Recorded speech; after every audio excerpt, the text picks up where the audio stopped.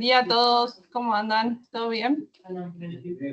Bueno, hoy vamos a empezar con la clase de manejo de pacientes con alto riesgo genético de cáncer de ovario. Y hoy la va a dar la doctora Inés Ewe del Clínica.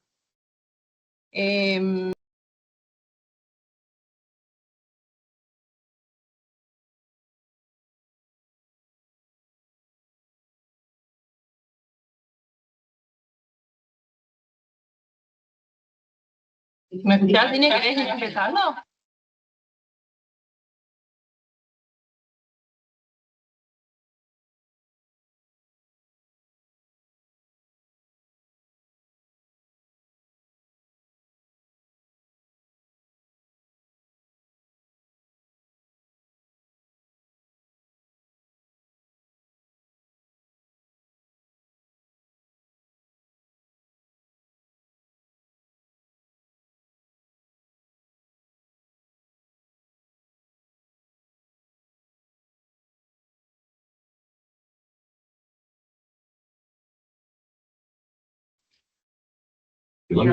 Inés, buenas.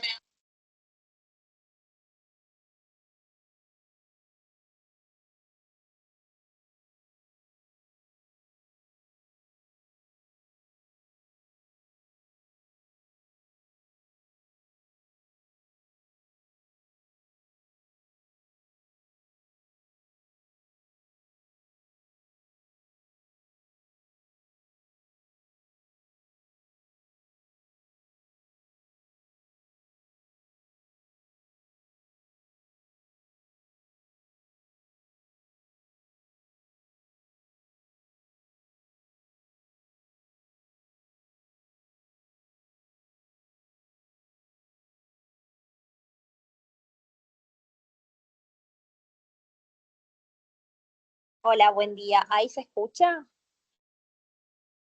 Sí, buen día, Inés, perfecto. Perdón, me tuve que conectar de otro dispositivo. Bueno, empiezo. Yo soy Inés Ewe, soy del Hospital de Clínica José San Martín y hoy nos toca hablar de manejo de pacientes con alto riesgo genético de carcinoma de ovario. Siguiente, Fran, por favor. Los objetivos de esta presentación serán identificar pacientes con alto riesgo genético de cáncer de ovario, conocer las estrategias reductoras de riesgo en estos casos y comprender también la selección de terapias de mantenimiento. Según FIGO 2021, el 20% de todos los carcinomas de ovario se asocian a factores hereditarios, dentro de los cuales el 80% de estos mismos carcinomas hereditarios son debidos a la mutación de genes BRCA1 y BRCA2, que nos otorga las mutaciones germinales de BRCA1 un 20 al 50% de riesgo a lo largo de toda la vida de la paciente de desarrollar cáncer de ovario, de trompa o peritoneal primario. Lo mismo para el gen BRCA2, pero con un menor riesgo del 10 al 20%, siendo también muy significativo. Hay otros genes que también están involucrados en el desarrollo de los carcinomas hereditarios, que pueden ser genes de penetrancia moderada-baja, como el CHEK2, el ATM y los RAD 50, 51C y D, dentro de los más conocidos. Y también los genes que se ven afectados en el síndrome de Lynch, como el MLH1, el MSH2, MSH6 y PMS2. ¿Qué es importante de esto? Que la identificación de pacientes con alto riesgo permite implementar estrategias de reducción de riesgo y uno de los pilares fundamentales para realizar esto es la asesoría genética. La asesoría genética deberá ser realizada por un ginecólogo-oncólogo y si no, la paciente deberá ser referida a un especialista en el tema. A toda paciente donde se sospeche un síndrome de cáncer hereditario, habrá que realizar la asesoría genética. Entonces, ¿a quién tenemos que testear de estas pacientes? Según las guías internacionales como el NCCN, ESMO, ESGO y ASCO, y también nuestras guías nacionales de AGO y de la Asociación Argentina de Oncología Clínica, se deberá testear a toda paciente con carcinoma de ovario, trompa o peritoneal primario. Pero también tenemos que testear a pacientes que tienen antecedentes heredofamiliares de mutaciones genéticas de los mismos genes que mencionamos recién, o pacientes que tienen antecedentes heredofamiliares de carcinoma de mama, de ovario, de páncreas, de próstata, y también a pacientes donde se sospecha un síndrome de Lynch con antecedentes de carcinoma de colon en la familia. También se sugiere testear a pacientes de grupos étnicos de alto riesgo. ¿Qué test genéticos debemos implementar en estas pacientes? Lo principal son pruebas genéticas germinales en los genes BRCA1 y BRCA2. Lo ideal es realizar un panel multigenético donde tenemos que incluir los genes de alto riesgo, que son los que mencionamos, pero en el caso de no poder realizarte, ya sea por cobertura de la paciente o por alguna otra situación, lo fundamental y lo principal es que tenemos que testear BRCA1 y 2. También se puede, si no hay una variante germinal mutada, realizar pruebas somáticas en las células tumorales, pero en este caso no habría implicancia genética, sino que sería una mutación somática solo de la estirpe tumoral.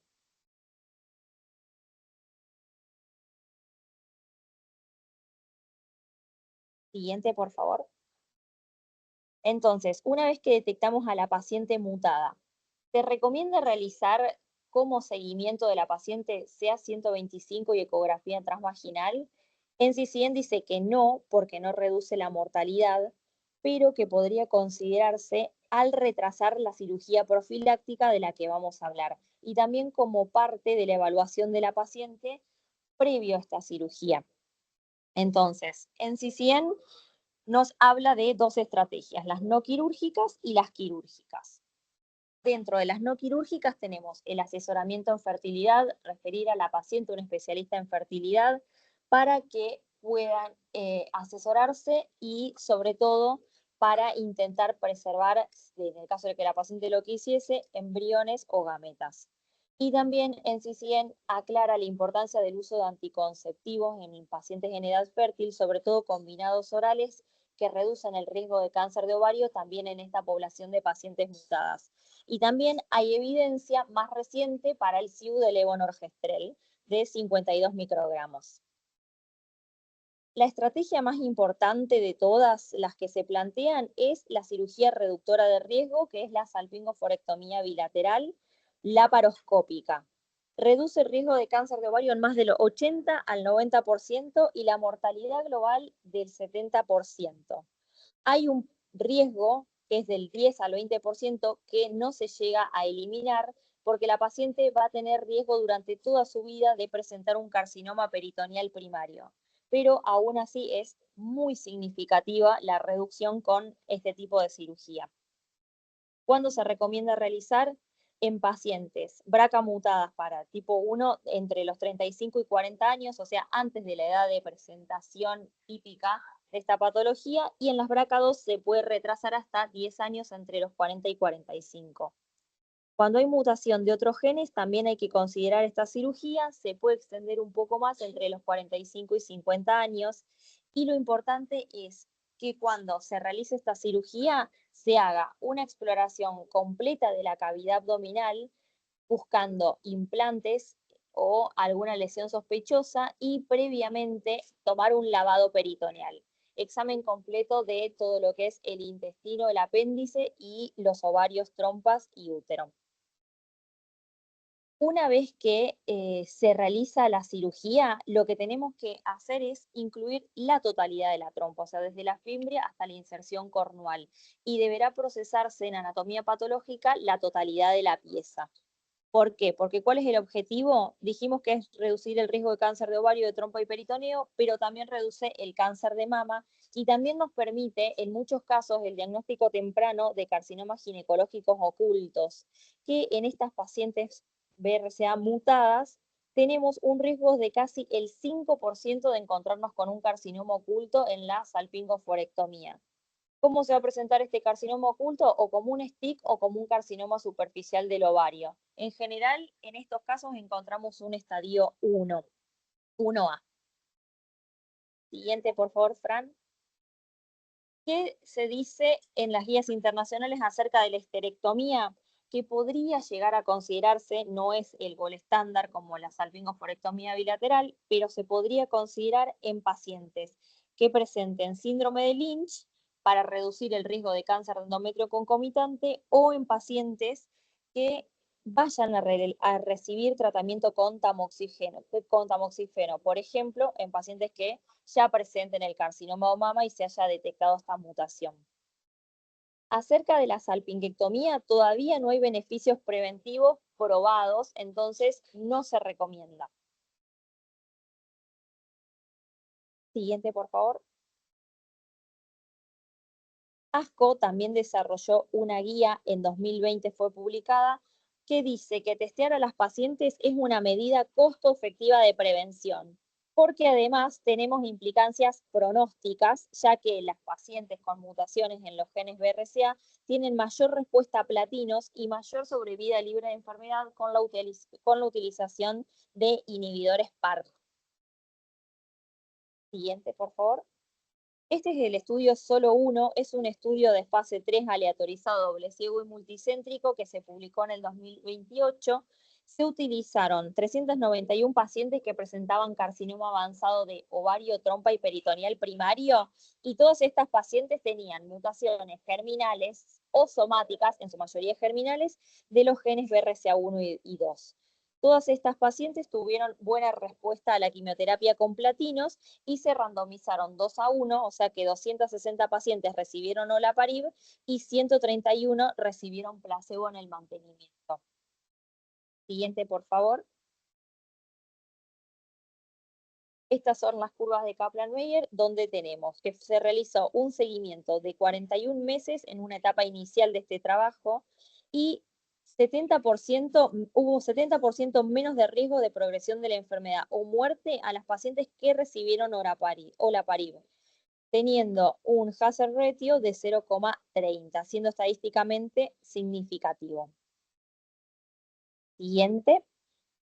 También tenemos al estudio Paola 1, que es un estudio de fase 3, aleatorizado doble ciego, donde el N total de las pacientes fue de 806, se randomizaron 2-1, pacientes que recibieron olaparib con bevacizumab y pacientes que recibieron solo bevacizumab, y se hizo un seguimiento por más de 22 meses. Se evaluó la sobrevida libre de progresión, que nos da en las pacientes que recibieron olaparib en conjunto con el beva 22 meses versus 16 meses las que solo recibieron beva, con un hazard ratio de 0,59, siendo estadísticamente significativo, y acá se demuestra en estos dos estudios la importancia del mantenimiento con olaparib y el beneficio en las pacientes BRCA mutadas principalmente. Siguiente, por favor. Estas son las curvas de Kaplan-Meier de este trabajo, donde tenemos el hazard ratio de las pacientes BRCA mutadas de 0,31. También se vio una adecuada respuesta con las pacientes HRD positivas. Siguiente. Y tenemos entonces como conclusión que las pacientes con carcinoma de ovario deberán recibir testeo genético siempre, porque la identificación temprana permite el tratamiento dirigido y el asesoramiento también familiar.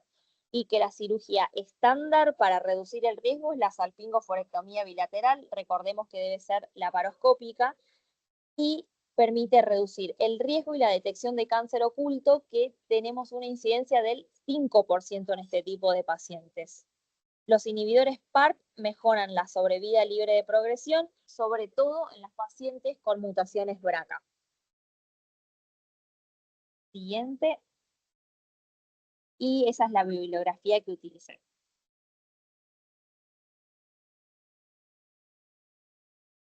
Buenísimo. Inés, muchas gracias. Bueno, abrimos para preguntas. Si alguien quiere hacer algún comentario. Hola.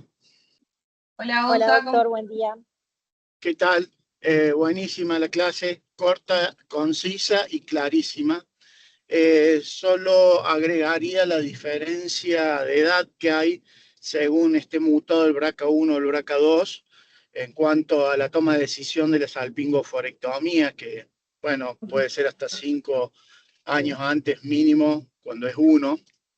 ya que se da en pacientes más jóvenes y con una mayor tasa de incidencia de cáncer de ovario. Es decir, uno ya a partir tal vez de los 35 puede empezar a pensar en un 1 y después de los 40 en un BRCA2.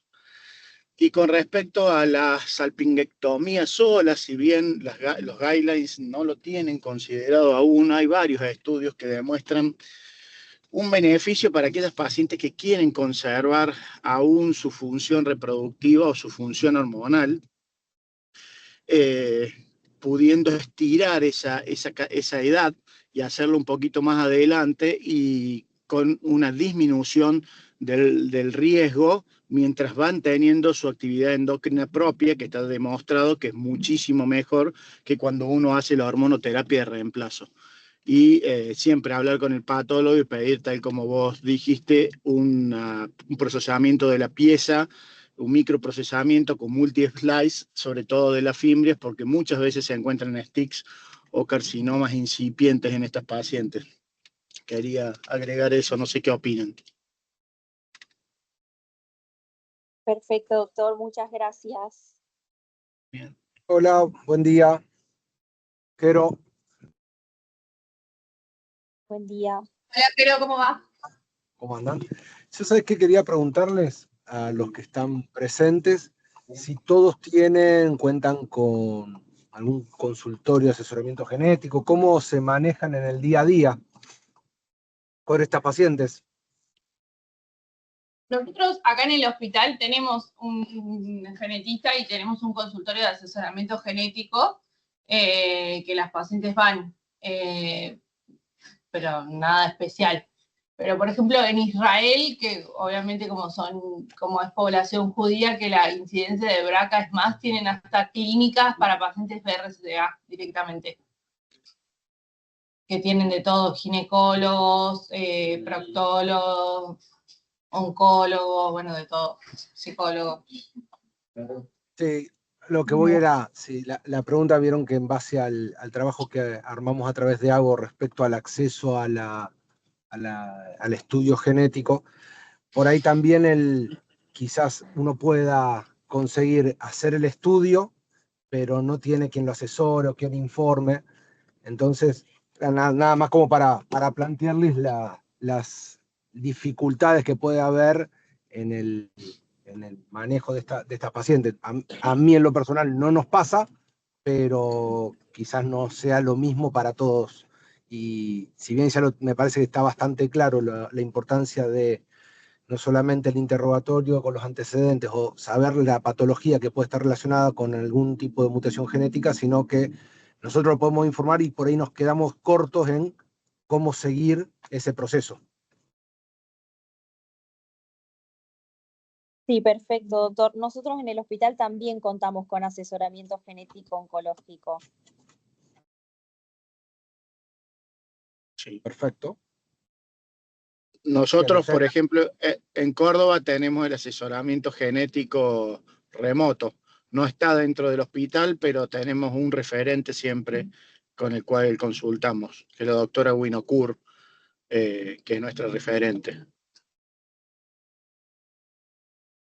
Perfecto. No sé si algún otro tiene alguna dificultad. Yo lo planteaba más que nada por si alguno tiene alguna dificultad y podemos encontrarle o darle ideas para...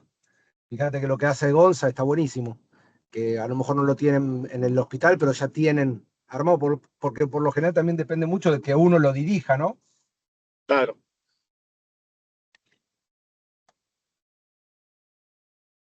Sí.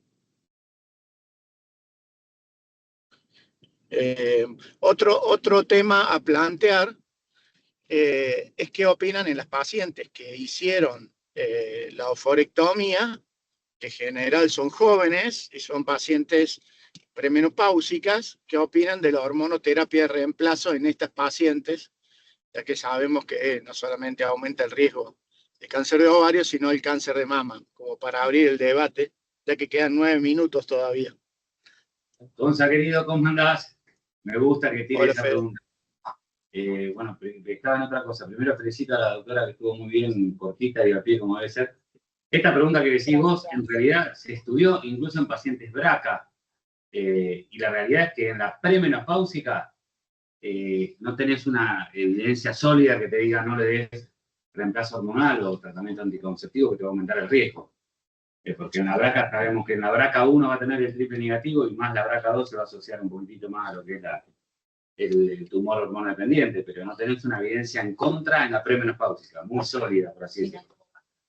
Si no tuvo cáncer. Si no tuvo cáncer de mama, ¿no? Obviamente. Así es.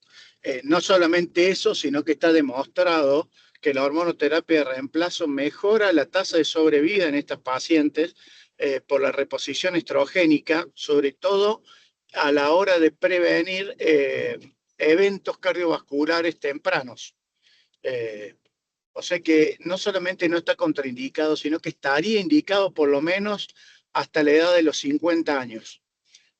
Claramente son pacientes que estamos previniendo, como aclaró la doctora, no tuvieron el cáncer de mama. Así pero que... sí, está muy buena la pregunta que haces, ¿por qué? Porque muchas pacientes anexectomizadas, BRCA mutadas, les contraindican absolutamente la hormonoterapia. Sí, lo cual es una locura, porque no hay ni una sola evidencia que muestre eso. Al contrario, la evidencia está el estudio de Roca, que es muy interesante, que muestran cómo se separan las curvas de sobrevida en pacientes tratadas con hormonoterapia de reemplazo versus las no tratadas. Bueno, ahí la importancia de que el asesoramiento genético tiene que ir acompañado también del ginecólogo-oncólogo que lo recomiende, porque justamente el ginecólogo-oncólogo va a saber tratar lo que es la mama, eventualmente por su riesgo, y lo ginecológico. Ya si tuvo cáncer de mama es otro cantar. Tal cual. Claro, ahí ya es otro cantar. Que entraríamos en las disyuntivas de si está correcto tratar pacientes con hormonoterapia que fueron triple negativos. ¿Qué opinan de eso? De la boca. Te iba a hacer esa pregunta. ¿Se podría, si la paciente es BRCA1, podría tratarla con hormonoterapia? El problema es la BRCA2, que generalmente tiene y si tuvo un cáncer de mama triple negativo, ¿podés darle hormonoterapia? No tenés evidencia, pero se lo doy. Bien, bueno, hay un poco de discusión, los guidelines, a mí también me encantaría darlo, los guidelines no ayudan para darlo, porque dicen que con este estado dinámico de receptor, un 10% de las recidivas de triple negativos son luminal A, increíblemente. Entonces, por ese 10% que podría recibir como luminal A, no te acompañan las guías. Pero bueno, en el fondo pienso como vos, Fede, es para hablarlo mucho con la paciente, pero yo también se lo daría. Pero Gonza, esta paciente tiene 39 años, osteopenia y muchísimos sofocos. BRCA1. Sí. Pero, a ver, yo no digo como preventivo, ¿no? Yo digo cuando ya tiene instalado el cáncer de mama triple negativo. O sea, que ya lo tiene. Ah, no, yo acuerdo como. Yo me siento y le explico a la paciente. Sí. ¿Qué hago yo? La doctora Barreto quiere acotar algo, por favor, doctor. Bueno. Franco. Doctora Barreto, habilita el micrófono, doctora. Buenos días. No iba a contar con lo que decían ustedes, perdón, estaba esperando que terminen, pero por las dudas levanté la mano nada más.